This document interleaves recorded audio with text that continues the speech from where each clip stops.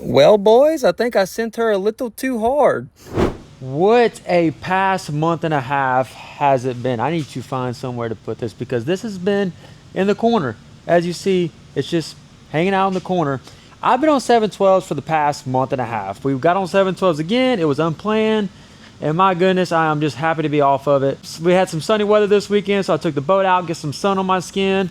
Now it is time, guys, to put the motor in the big bike. And now I need to get this thing out of the corner. I just got stuff piling up left and right. I even got the copper bike back here in the corner with this big old mess over here. I'm excited, guys. So now that I have the motor, the only issue that I'm having now is I called Sparks Racing. I got the biggest X6 exhaust that they have for the 300EX motors, which apparently is an easy fit. You have to bend a little bit of a bolt. You have to bend a little bit of mounts to get it to mount on the 300 frames. This is a Gen 1 too, so hopefully it's nothing too crazy.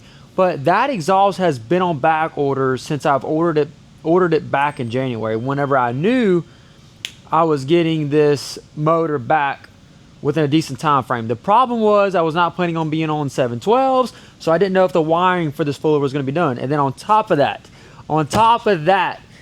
the power steering is mounted upside down.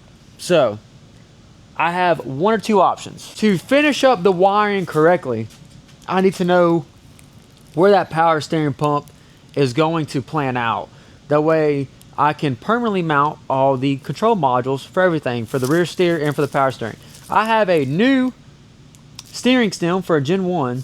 The bike doesn't take much effort to steer. I could just slap this in, forget the power steering for now, throw the motor in, get everything running just to get it running, and try to make it to mud nats. That'd be cool, but I would like to test out everything before stripping everything back down to get it powder coated. So this is just a backup plan, but I needed this anyway to cut it up. And we got these switches for the winch. This is going to be in and out for the front and rear winch. This will be left, right, center, or return to center. And then I have it mounted up there. I have another one that is just two switches. That is one of them is a latching switch to turn it on and off, the system on and off, and one of them is momentary to select auto rear steer or not. That'd be a cool pinky ring, huh? Look, hang on. Pinky ring. What? Guys, I got this new DJI mic and I'm absolutely loving it because my phone actually gets me notifications now. Great, worst comes worst, and don't cancel. So yeah, see, now I can keep track of my business while I'm trying to keep track of my business. You heard? Need to cut this weld out, try to break this bracket off. That way we can go ahead and flip this around and kind of see where it's going to plan out as far as where this new bracket needs to mount. I think it's going to be okay if I flip it around and try to get this motor to come out right here by the shock, and that should be perfect.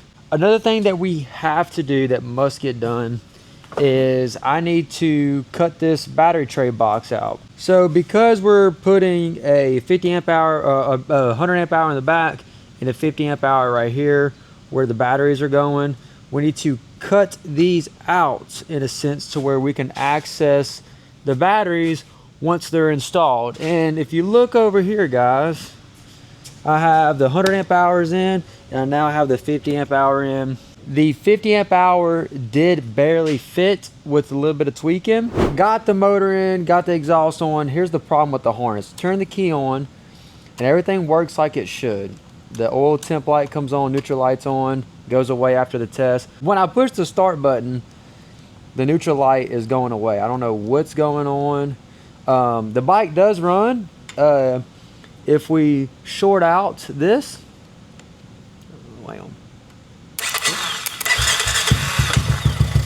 the bike does run. It's out of fuel because that was the little bit of fuel left in the bulb. Don't know what's going on. Tested the voltage from the switch to here and grounded it. It's 13 volts. I think it's something to do with the safety for the neutral. At first I thought it was the ignition, so I went ahead and disconnected the ignition, made a jumper with all the neutral safeties and everything that need to be grounded, and same thing, there's no lights because I disconnected it, same thing. So I don't know, that's what I'm troubleshooting, trying to figure that out before I make the rest of this harness look nice. Well folks, the little clutch diode, this is a brand new harness, never been used. I took the clutch diode out the copper 300, put it in here, turn the key on. It works. That pisses me off that a brand new harness had a bad clutch diode, but hey, after 6 hours of trying to troubleshoot this, plus the 3 hours last night, finally got it. Just to make sure that was the issue, we put the brand new clutch diode that was in that harness into the copper 300, and same thing, whenever you push the start button, neutral light goes out. So I gotta go steal another clutch diode from another harness. All right, so the issue that I'm having now is this exhaust is way too close to the battery. Still got the back battery that we're gonna have to isolate or put some kind of heat barrier against, but the rear steer kit came with this aluminum plate. I'm thinking if I stick it right here, cut it where I need to, I mean, that protects pretty much a lot of things as far as the front battery is concerned, and then we just have to eventually get to the rear and worry about that. I think this will work for now. Just cut this bottom and get that protected. Going through the wiring harness, putting everything where it needs to be. I took the hydraulic lines out the way for now. Ended up mounting the starter solenoid right here, so that way if this goes out, I can still short it out to start the bike if I need to, but just kind of slowly making some custom wires, and then eventually I'll wire up the battery. I'll have to put the plastics back on to see where everything kind of fits. I did finally get the air box in. That was a tight fit on this boot. I need to trim this a little bit because it's going to end up hitting that boot, and I still have to find a big enough hose clamp to clamp that down. Stock one did not fit at all. Guys, I'm so scatterbrained, it's not even funny. So what I'm doing now is I'm trying to make sure the heat shield that I'm putting is not going to hit where the exhaust is. This bracket I had to bend to make the exhaust fit, but if anyone's wondering, a 300EX exhaust pretty much bolts right up. We had to slide that hole over just a little bit, and then it bolted right up. So I am waiting on a 300EX throttle cable so that I can even hook up this throttle to the carb. Also, I don't know if I've shown this yet, but this is the plate. So this, for a Gen 1, is screwed into the factory fan mount, which this Fuller didn't even come with. Just cut this plate and then welded this plate to these two plates. It looks good. It's gonna work. So I had to put the plastics back on because I have to go from the starter solenoid. So that's right here. I have to wrap this around, and I have to cut this right here. That way the power wire for the main power for the bike is going to come off of this post, and then the main negative is going to come off of this post. So these will be wired in parallel, but you have to come off the positive from one battery and the negative to the other. Now this negative will still be connected to this negative, but you want it to pass through the whole thing. Does that make sense? So one thing that's really cool about this motor is there's an aftermarket oil temp sensor on it. And where that is, this is the factory oil temp sensor right here. So we're leaving that because that's connected to the factory harness. But then if you take out the reverse, the same threads for the reverse or the neutral, you can put in an aftermarket oil temp sensor. It mounts right in. I'm going to run these two wires together, put those on a 3-pin connection, and that is going to run up to, I don't know where I'm going to mount that gauge at. I got to figure that part out. But I still have to get a thermostat sensor, temperature sensor. I don't know what it's called, but it's oil temp thermostat sensor. I gotta answer this. Just trying to spare you guys the boring stuff because I'm looking at everything, trying to plot where everything's gonna go. I had this hooked up temporary. I'm not gonna lie, I already fired up the motor just to hear what it sounded like and to test fire everything. Sorry I didn't get that on camera. I was fighting the issue with the little clutch diode. So as soon as I get the gas tank back on and I have all this hooked up, wait on the parts to come in, it will be in this video. As soon as those parts come in, y'all will hear what this sounds like very shortly. As soon as I get everything hooked back up, we're getting close. At the moment, I'm just worried about the main harness, and then I'm gonna jump off of that and then go to, I have these I have these bus bars up front. I need to put the plastics back on the front. That way I can see if I can fit the fuse box up front. I think that's gonna be the best location because the headlights, the light bar, and the rock lights are all gonna tie off of the handlebars where the wires are. Those are going to the relay. So instead of running wires all the way to the back, it's gonna be nice and neat if everything runs up front. It's just a black box. Now getting to that box is not gonna be the easiest because the way it comes apart. So I definitely need to put the front plastics back on to see how much room I have. It's just a lot of putting stuff together, running it, taking it apart, realizing it doesn't fit, you know, a lot of back and forth. Just trying to spare you guys the boring stuff. Back on it today, another beautiful day outside. That's all you can ask for. So took the front rack off, put the front plastics on, and I'm trying to see where exactly this relay box would fit. To take that top off and actually get to a fuse, it's not gonna happen. Here's what I did, and I'm just kind of looking at everything, but I think this makes the most sense. I remember there was a four-wheeler somewhere that had like the battery tray on the back or something like that. Anyway, enough talking, enough yapping. Let me just show you. I'm thinking I could put it like this, right? Maybe just put some self-tapping screws in there, and that'd be ease of access. To me, this makes the most sense because you're popping this off and you can access everything. Not to mention the factory fuses, the wires are right here. I can just tie into that. Here's the downside of that, which, I mean, it's not a downside to me. That's just the most convenient because you can access it. I'm gonna have to run wires from the switches all the way back to where the relay box is gonna go, and then they're gonna leave the relay and power whatever they're powering. And most of the stuff that they are powering is up front. But hey, it is what it is. I mean, looking at it right now, we have plenty of room as far as wire harnesses is concerned, but I'm still running 2 4-gauge wires for the bus bars up front, and I'm still running hydraulic hoses. It's gonna be a lot, but I think I'm gonna be able to squeeze everything and fit everything. This is the route that we're going, so I'm just gonna make it work. All right, guys, so I got it hooked up to where it will run. It's not done. I temporarily hooked up the rear steer to lock the rear tires into place. That way I can at least run it in a straight line for now and test the jetting.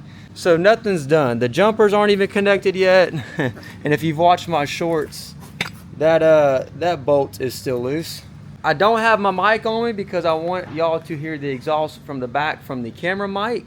So let's see how that goes. Also, I went ahead and hooked up the fan to the light switch for now because I forgot to buy the oil temperature sensor thermostat thing that controls the fan at a certain temp.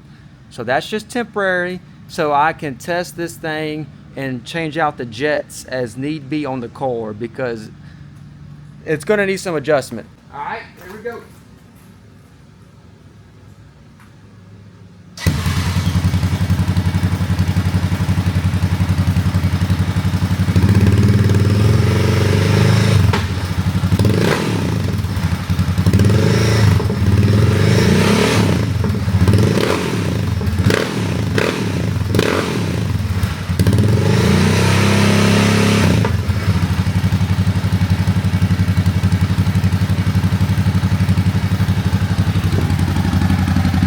Not too shabby.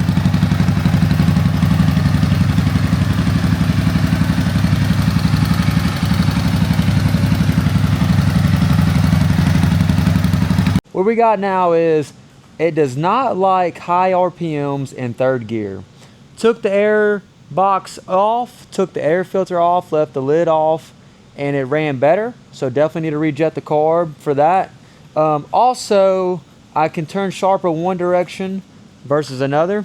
So I have the wheels straight, which I knew the alignment was already off, but you can kind of see this tire is already turning and this tire almost looks straight with that one. I'm gonna go ahead and readjust the tie rods on this. That way when it will drive straight and turn the same radius both directions. Because right now it doesn't steer good at all, but I also have the rear steer locked in place, so that doesn't help anything with the short wheelbase. So I'm going to get started on that. All right, so I ran around the block. It's hard to take a video to show y'all what it's doing going down the road because I'm trying to hang on to it. I don't have the power steering hooked up, but dude, this thing is an animal.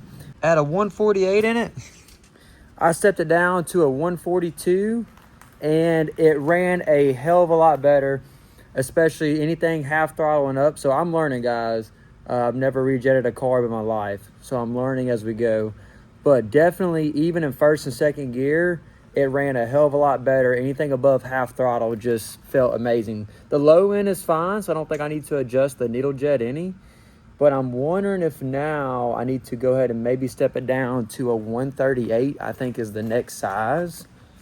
Let's see what we got here. Yeah, I might step it down to a 138. I still wasn't able to redline it. Not that I want to, but I think she's still running a little rich. Well, boys, she was running good till she wasn't.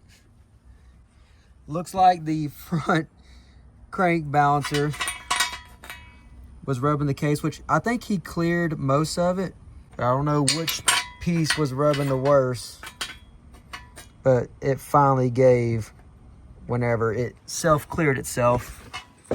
The piston definitely got nicked on something.